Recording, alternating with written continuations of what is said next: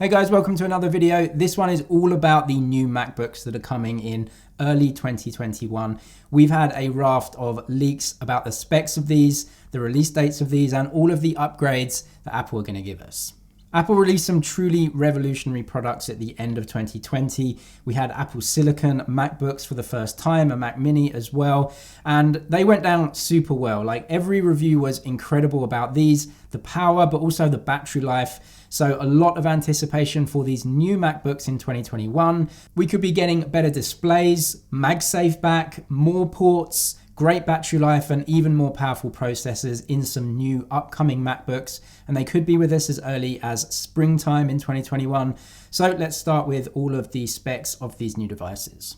Firstly, let's come to the sizes of these. So we have Bloomberg and Mark Gurman reporting on this. We also have Ming-Chi Kuo, a lot of leaks from these very well-respected leakers, telling us that two products are going to be coming in the spring of 2021, a 14-inch and a 16-inch MacBook. Naming schemes for these, of course, can't be confirmed, but that 14-inch will probably just be called the MacBook, and then the 16-inch, probably a MacBook Pro. So first change here is that Apple are moving from a 13-inch MacBook to a 14-inch MacBook. So that is obviously the screen size. There aren't really many rumors about the actual physical dimensions getting larger. So that means the bezels are probably shrinking and the display itself getting bigger in the device.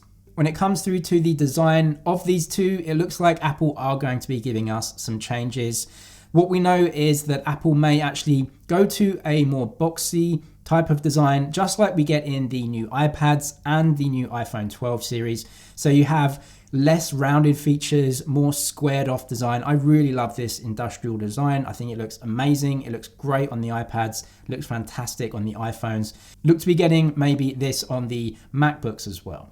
Let's come through to the displays then. So as I said, a 14-inch and a 16-inch. These are going to have slimmer bezels, which I'm really excited about because, Apple MacBooks do not have the slimmest bezels. They are overtaken by a lot of other displays in other laptops, including, Windows-based laptops. It is not a massive problem for me. You kind of just don't realize after, a few days of using a MacBook, but they are pretty thick these days, especially that top and bottom bezel. Reduced bezels are always welcome, but the thing that really excites me, and we're getting this leak from Ming-Chi Kuo, is Apple possibly just moving over to mini LED displays for this series of MacBooks, which is really, really exciting for me.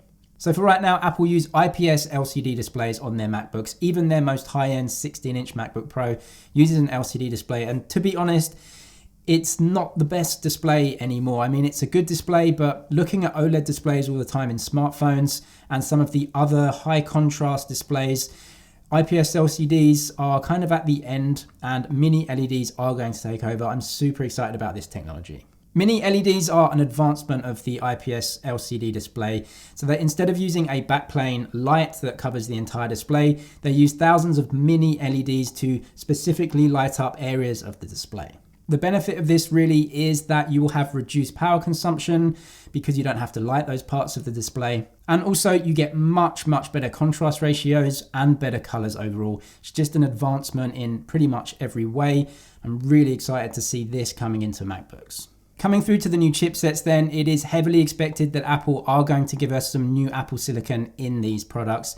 We don't know whether Apple are going to call these chipsets the M1X or just the M2. Naming scheme, of course, we won't know until really closer to the time. Rumors are telling us that Apple will be giving us 12 cores in these instead of the 8 cores in the original Apple Silicon. So we're looking at much higher power at the top end for these bigger products. Next is return to MagSafe. It looks like Apple are bringing this back. Ming-Chi Kuo is telling us that, MagSafe is coming back, which is a feature I really love and don't have on my MacBook right now. Have one of the newer ones. So, it's a really great feature that can save a lot of pulling and yanking of the power cord. It looks like this feature is coming back, although we don't know right now what Apple are going to do with the design. They have two designs of MagSafe so far. They have the older design and then the more squared off newer design. We don't know whether Apple are just going to bring one of these designs back. Knowing Apple though, they're probably going to change it completely so that no one can use any of their old MagSafe chargers. Moving on from MagSafe though, more new ports. This is Ming-Chi Kuo also telling us that an SD card reader could be returning to MacBooks. It looks like it is coming back, although I think this is kind of a weird move overall because modern cameras have USB Type-C ports in them, and you can just plug it USB-C into that and then into the MacBook and transfer that way. You don't even have to take the SD card out of your camera. And then with sending over Wi-Fi as well, you can do that for some smaller files as well. So a kind of strange one, but it looks like it might be happening. More changes as well to the design though is that the touch bar may be disappearing. The touch bar never really went down that well with most users, and it just wasn't taken up by developers. There aren't really many things you can do with the touch bar. The only thing I use the touch bar for is literally just sending emojis, and that's pretty much it. It's not really that useful. There are some slider bars on there when you can change volume and things that are quite useful, but other than that, it's kind of been a flop. Then we have some more rumors about products coming up way later on. So possibly a new iMac with a new design. So as you know, Apple do have a Pro XDR display with that kind of design. It looks like Apple may just use that design and that display and then just stick the insides of an iMac inside. Good upgrade because Apple have not upgraded this design for many, many years. There could be two different sizes here, a 24-inch and a 32-inch. Would be really happy if Apple did that. That's a great modern design. Also fits in with the squared off design they're pretty much using for all their products right now. There's also reports of another new MacBook Air coming with improved internals and a redesign with much, much slimmer bezels. This though is not expected to come until the end of 2021, so really that is just a long way away. Should you wait for the new MacBooks then? Well, if you're looking to pick up a MacBook Air, I would say you're going to have to wait probably 10, 12 months at least before that one. So if you do want a MacBook Air, probably go and pick that one up. But when it comes to the newer MacBooks and the mid-range MacBooks, a 14-inch and a 16-inch, I would probably just wait and see if Apple are going to release these in the spring because there are so many differences.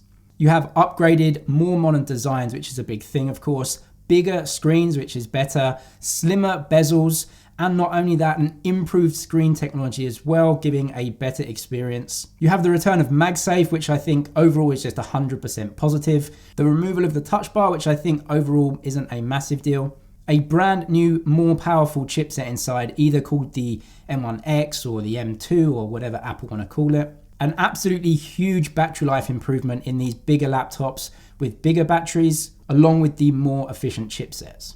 Not to mention that this will be the second generation of Apple Silicon with a bunch of outer redesigns as well, which we didn't get with the first gen. We got some upgraded internals and the same externals. So this could be the time that you want to jump in and get a MacBook because we've seen how good the first generation was and Apple's second generation is only going to get better. Let me know your thoughts on all of the new features that are coming with the MacBooks, the older features that are coming back, and some of the newer hardware that's actually being taken away. There are a lot of changes with MacBooks right now, but they look super exciting, and I'd love to know what feature you're looking forward to the most. That is it for this one though. If you want to know all about the new iPhone 13 series and all the leaks and rumors, subscribe to the channel, check out those videos on the channel as well. Thanks for watching this one though, and I'll see you in the next one.